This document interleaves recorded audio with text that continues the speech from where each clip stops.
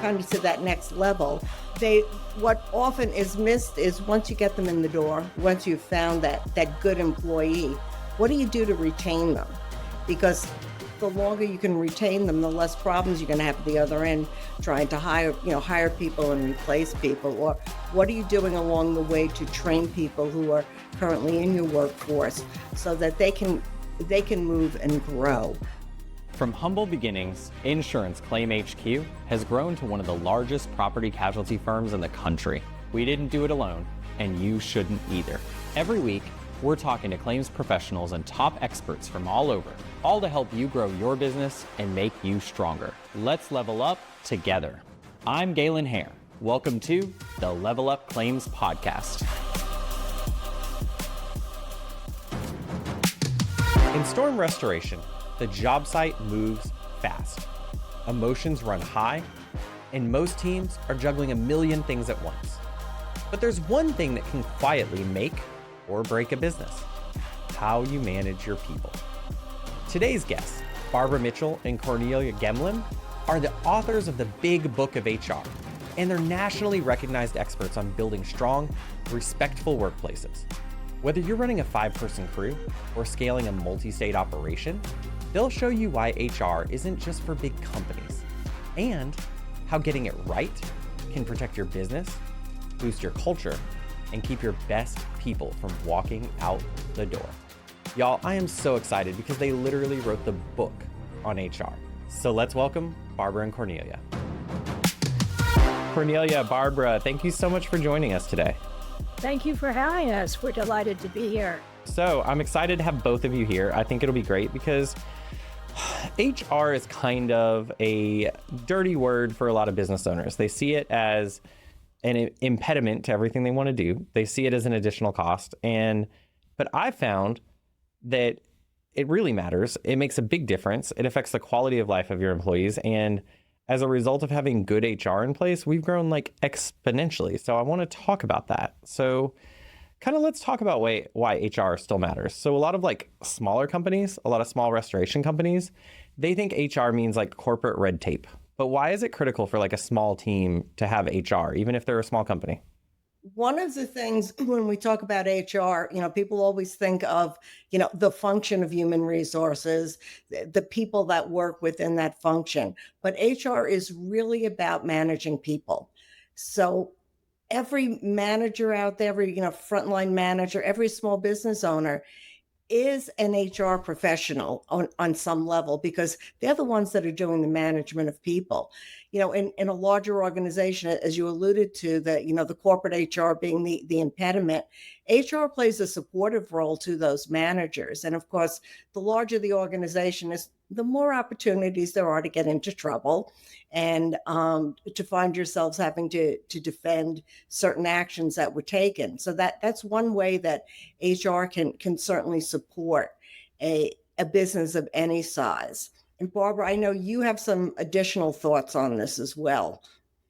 Well, HR to me is all about the people and how we treat the people, how we engage the people, and what how the people matter to the organization. And when leaders ignore all of that and just think, well, HR is the one that says no to us. HR is the one that makes us do things we don't want to do. That's not what HR is. Yes, HR has to say no because there are laws and we have to follow them. But that's not what HR is. HR really is about the people and how the people. You mentioned Galen, just the idea of how you've grown. That's what we like to see with organizations, that they get the fact that HR helps them grow and be better. And that's by just taking care of them, and also by just treating them as the individuals that they are. I could not agree more. Now, and I think one of the important parts, right, is there's like HR, the person or the department, versus HR, the entire business concept. And even if you don't have an HR person, if you don't have an HR person, you are the HR person, right? Absolutely. So it still exists, whether you pay attention to it or not. So what are some of these risks that small businesses face when they treat HR as an afterthought instead of a pillar of their operations? Well, one of the biggest risks, I think, is the potential to have an outside challenge to be sued. In fact, I just was reading something in my local paper about a restaurant. The owners were kind of hands off, and now a suit's been brought against them by the EEOC for sexual harassment. Nobody was paying attention to the manager and how the manager was treating the people. So there's that risk if you don't really understand that there are boundaries. There's this external environment that you've got to deal with. There's also the risk of people just not being engaged in the organization, and you're not going to get the best out of people if you don't treat them right. Agreed. Yeah, and treating them right is the key to all of this. And it certainly impacts the legal environment. But mostly, I think, I mentioned the word engagement a moment ago. That's what we think is just the key to everything now for good management. Just making sure that your employees really are engaged in the work and the manager is engaged with them, so that you're all working together toward a really well-run organization and having some fun along the way. I don't want to get most people think HR is just, they're the bad guys, and that's not who we are at all. I agree. And I do think having fun along the way is really important. And I think people don't realize that a good HR strategy includes that. But let's talk about hiring for a second, because I think that's one of the things that our listeners are always concerned about. I hear them all the time. They say it's hard to find good help. Skilled labor, reliable estimators, organized admin staff, like you name it, they are having trouble finding it. What are some hiring strategies that work for small teams in this space? Well, first of all, you have to know what it is you're looking for. And I think that's what even small organizations, they just think, I need to hire somebody for X. And they don't know what skills and qualities the person needs to have. And once you define what it is you're looking for, then you can put a strategy together about how do you find those people. And there's so many ways to do that. Most of all, I think, is making really good use of the organization's website, the organization's ability to go out and network, and find people that can come in and do the kind of work that you're looking for. And you're right. We hear all the time about how hard it is to hire people. Yes, it is. But if you really think about what is that person going to do? Why do I need them? How will I be able to bring them in and have them succeed in growing my organization? I think people can find ways to make that happen. And usually it is the whole networking thing. It's who you know. I'm sure you find that out in your businesses as well. It's there's no magic to any of this. It's just being very open and knowing who you want to hire and how are you going to get there. And to take hiring kind of to that next level, what often is missed is once you get them in the door, once you've found that good employee, what do you do to retain them? Because the longer you can retain them, the less problems you're going to have at the other end trying to hire people and replace people. Or what are you doing along the way to train people who are currently in your workforce so that they can move and grow? So, oftentimes we look at these things kind of segmented, but all of this really comes together and in looking at the whole workforce and how you manage the workforce over time. And retention gets right back to what, the subject that's so near and dear to our heart is around employee engagement. If you've got a culture that keeps people engaged, where people want to continue working for you, you're going to have less of a problem with turnover and less problems with trying to hire people. So it really is a full circle idea.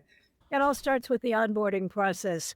I think a lot of small businesses just hire somebody and just put them in the job. And, that just doesn't work. You may get lucky and you get a perfect employee who knows exactly what they're supposed to do. But the whole onboarding process is huge. And then how you develop them, how do you make them into the best possible employee that they can be? And that's when you're able to retain them. As Cornelia said, you keep them longer. And whoa, that's so powerful, especially for small organizations, to get somebody that is going to grow with you. I was laughing when you brought that up, Barbara, because that's literally what I was thinking is, I think so much of this is onboarding. And I think people don't realize that like an extra week of proper onboarding, an extra 2 weeks of proper Mhm. onboarding can mean that employee stays around for a couple of years Absolutely. longer than they would have otherwise. There's all kinds of research that tells you that you are so right. And it is not, again, that silly phrase we all use about it's not rocket science. It really is paying attention to what do people Yeah. need. I have this thing that I use with clients where I say, what does somebody need to know to come in and be productive today in this new organization? And if they think about what they needed to know when they were hired, then you've got a base for it and you can start thinking, okay, well, that would have been very helpful for me had I known that. And that's when you can start your onboarding process. So, yeah, you're right. It's just really basic to the whole process. Even in a small company, I think a lot of people hear onboarding and like, oh, that's a whole big thing they do in larger companies. And even in a small company, you have to have a good process in place. Yet, what I like to say is you're welcoming people aboard. Think of it as a ship, but it's how do you bring people on and make them feel like they're part of the organization, make them feel like they're included. And if you start out that way, then even if they don't have everything, if you've missed something, they're going to be a little bit more willing to speak up and ask for it rather than just sit there and flounder, which I think happens too often especially in smaller organizations because there's not as many people around to ask and to look to for help. Absolutely. So how do you structure like let's talk about that for a second. So we talked about how important onboarding is. I get it. And, what do they need to know? But what would you consider like a good solid structure for an onboarding program for like like a restoration company or something? Start with what they need to know. First of all, you've got to have some of the legal stuff. Got to have your forms have to be filled out. And I really don't like that has to come first, but there are laws that say, for I-9 purposes, for example, that you have to have that filled out within your first X number of days. But in most cases, you can structure an onboarding process with what it is that people need to know to be productive. And that's what you want. You want them to be as productive as quickly as possible. So, what do they need to know? What do they need to do? It's not put them in a conference room with a stack of papers for them to read or a manual to read. That doesn't work for onboarding employees today. You've got to engage them. You've got to have some programs along the way. And I was just working with a client this week that decided they were going to do onboarding for about 50 people, and they were going to do it all in one day. And they just threw so much at the employees that nobody can handle. They can't absorb the information. And so spreading it out, maybe doing an hour a day for a couple of days versus a whole day of just being smart about it. So yeah, I think there are strategies that you can use to get people engaged as quickly as possible so that they are productive and they feel good about they're making a contribution and they're not going home and saying, "Oh, did I make a mistake? I should never have joined that organization."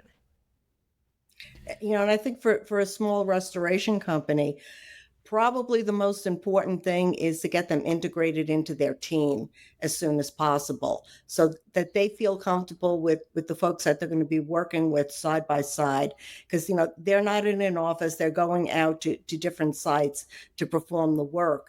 So you want to have that level of being welcomed by the team as well, because their team members are going to be their go-to people in many cases. The supervisor may not be with them throughout the whole time that they're on a particular site. The supervisor may be coming in and going out. So having those team members that they can rely on and start, helping them to build some rapport on that.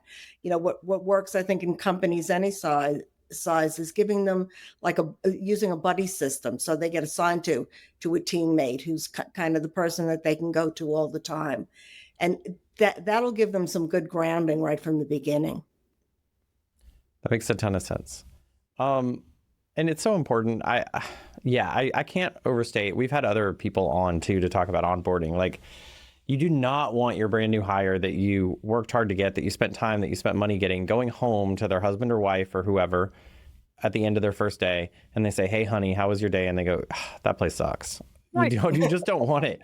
You want to be in like, "This place is great. I'm learning so much. I can't wait. I'm ready to go. Like, I want them to throw me in, I want to do this. Everyone's fantastic." Like, if you can't build that, you're going to have more turnover than you want. Unless there's one situation where you don't have a lot of turnover, even if you should have turnover, that I thought we could talk about. So many restoration companies. You got brothers working with brothers. You got spouses doing the books. You got best friends running crews. How do you deal with this with HR when and then no one turns over, right? Even if they need to go. They should, yeah. So you got lines between personal and professional completely blurred. How do you deal with that as a business owner? I was going to say very, very carefully. Now, you said no, nobody's going to leave, but what happens again? You've got, my brother-in-law is also my supervisor, and the brother-in-law makes a misstep along the way. Is the employee going to argue with the brother-in-law? Are they going to argue on site? Are they going to argue off site? If they're arguing on site and bringing the personal relationship into it, then you've got some other issues that can come up. And I've seen that with a number of my clients where, somebody's trying to get away with something because they know that the relatives is going to be looking away. And this is where I think the business owner needs to be kind of step up a little bit more and put on, a larger HR hat, if you will. That they need to begin to understand how to deal with some of the conflicts that are going to arise, because they are going to come up, and people are going to be a little bit more open about, arguing with my best friend, my brother-in-law, my sister-in-law, whatever, than they would be if this is somebody I never see after I leave the workplace. We're only together for, during shift time, and that's it. So you've got to be able to establish some of those boundaries. And I think that starts with the culture of the organization. Too many times organizations talk about we're a family. And I heard something once that, well, in a family, you don't fire somebody. In a family, you don't make somebody's life so miserable that they want to quit. You're going to step up and you're going to talk to people, and you're going to be a little bit more honest. Or in a family, sometimes you ignore things because it's not worth dealing with. Well, now you've got a situation, if you're not dealing with something and if you're ignoring things, it's going to affect productivity. And that's where it's going to hit the bottom line. So I think some good management training, and I think good management training for individuals who, yes, they may have some management responsibility over people that they know on a personal level, but they've really got to get some training and some coaching on how do you separate those lines. Yeah, I mean, absolutely, right? And they have to. And if you don't separate those lines, things get worse and worse and worse. And I think we see this all the time. And I feel like some business owners become prisoners in their own business because the books aren't being done well, but it's their wife doing the books, right? Or, this crew is running amok, but they've known this guy since they were 4 years old together. And, he was the best man in your wedding, and you were sitting next to him when his mother passed away. I mean, there's so much there that you can't just be like, dude, I'm putting you on a improvement plan, and you're going to do this, and this if you want to be here, and if you can't, then we're going to transition. Like, it's hard to do, but if you don't find a way to do it, I mean, one of the things that Cornelia just mentioned about training. I think many small organizations, the ones that you've been talking about, there are some great new techniques out there, micro-learning that you may have heard about, where if you do these very quick management programs, there could be 10 minutes at the end of a shift where you actually talk about something like conflict management, where you teach people who really they don't think they need anything. They think they already know how to do everything. Most people do. But if you can build in some training to where some of the boundaries are acknowledged and faced rather than put under the rug, just letting people know what it is that it's expected of them, even if it is somebody that's very uncomfortable for you. But we Yeah. love the idea of these small bursts of learning that really can make an impact very quickly.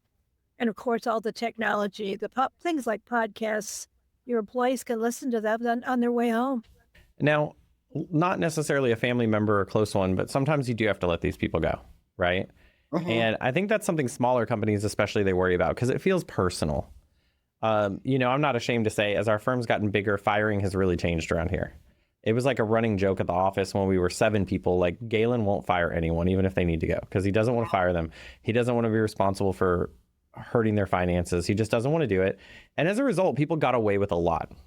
Now, I'll be walking by one day and I'll be like, where was so-and-so that used to sit there? And they're like, oh, we let her go 3 weeks ago. And I was like, oh, so I don't deal with it anymore, which probably has been great. But in a smaller company, you don't have the option usually not to deal with it. So what are some best practices for letting someone go the right way without necessarily opening yourself up to legal trouble? The 3 favorite words in HR: document, document, document. I mean, if you're having a problem with an employee, you should have a process in place. And I'm not necessarily going to say policy, because a lot of times then people get a little bit crazy. And again, get back to HR is all about policies, but having a solid process and practice in place that you follow all the time. Somebody's having a problem with absenteeism, for example. Write them up, talk to them about it, document that you've had a conversation with them. So if it continues and you don't see an improvement, then you've got the documentation that you can turn to. And when you sit down with that person and say, hey, this problem is continuing, whether it's something around behavior or just around their performance, they just may not be the right person in the job. But if you have followed up with them from time to time and you've documented it, if they try to push back, you can go back to the documentation and say, hey, remember, back in May, we talked about this very issue and this is what you committed to. And now, nothing has changed since then, or the situation's gotten worse. And that's the basis for why we have to let you go. But it shouldn't be a surprise either. I mean, unless something catastrophic happens or something so out of the ordinary happens that you've got to deal with it immediately. Like somebody brings firearms into the workplace and is making threats.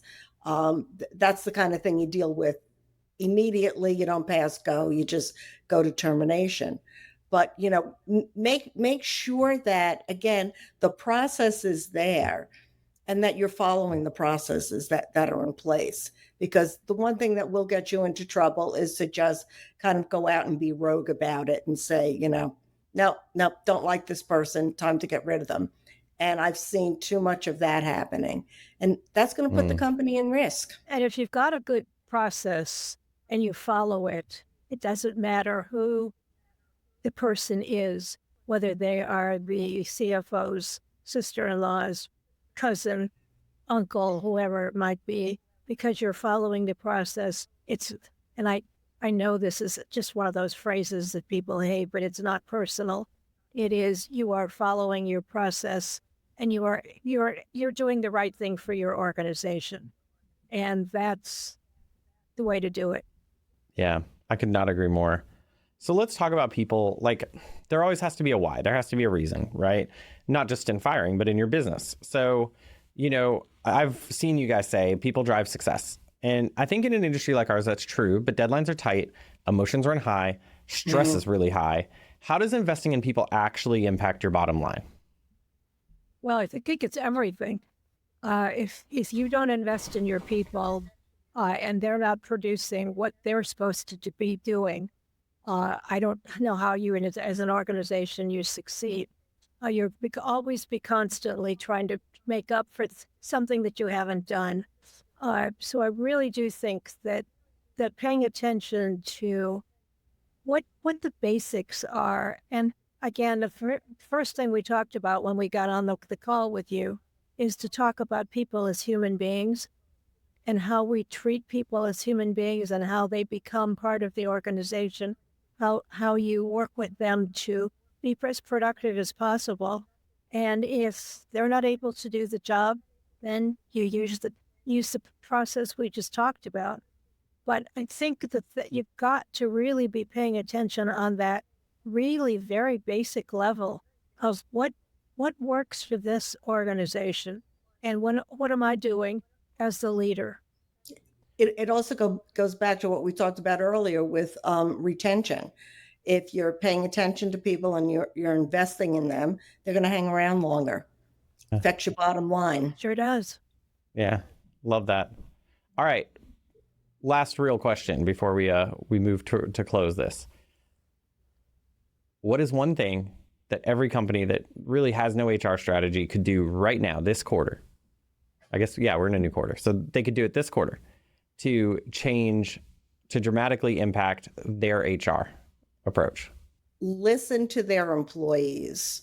Engagement starts with listening to your employees. And, so many of the companies that you work with, the employees are out there on the front line. So they may see a better way to do something that can be a cost saving, or that is just going to be more effective, or is going to be safer for the workers. So listening is one of those things that we always say, it doesn't cost anything other than your time, but really pay attention to them. And if they come up with an idea that's just not doable, it's not feasible, listen, but then let them know why you can't implement something like that at this time. Yeah, I think they deserve that. Anything to add, Barbara? I just was going to add a real quick anecdote about a client that I'm working with that did a quarterly, they do quarterly conversations with each employee one-on-one. And one of the questions that we just added this quarter, which was unbelievably powerful. And the question was just a simple question about if you could do anything to change the culture, what would it be? What one thing could you change as an employee? And people gave the most amazing, insightful answers that just blew me away. And I guess they've been thinking about it for a long time. I don't know. But it was pretty amazing. And that goes to what Cornelia said about the listening. You've got to listen to your employees, whether you do it formally or informally. But they've got some really insight, and don't let it go. All right, the true last question. You both have been super generous with your time. We've learned a lot about HR, but before we go, I have one last question for you each, which is, what does it mean to you to level up? For me, it means step up and meet challenges, try new things, and don't be afraid if those new things fail. Go on and try something else. And for me, it would be building on what Cornelia just said. It's building on what it is that you as a leader can do to make a difference, and not hold back, but just be receptive. I want to make a difference today and every day, and that to me would be leveling up. That's beautiful. Ladies, thank you so much for joining us. Oh, our pleasure. Thank you for having us. Lots of fun. I'd like to thank Barbara and Cornelia for joining us on the podcast. HR is so important, and I think so often it's an afterthought until you become so big that it's a necessity. But I'd suggest, and I think Barbara and Cornelia certainly seem to agree, that if you start thinking about it now, it will massively impact your bottom line, and it will make your employees happier, which will make them more productive. So, next time you're confronting a problem at work, maybe think, how would a better HR strategy fix this? Follow us on Apple, Spotify, or your favorite podcast player.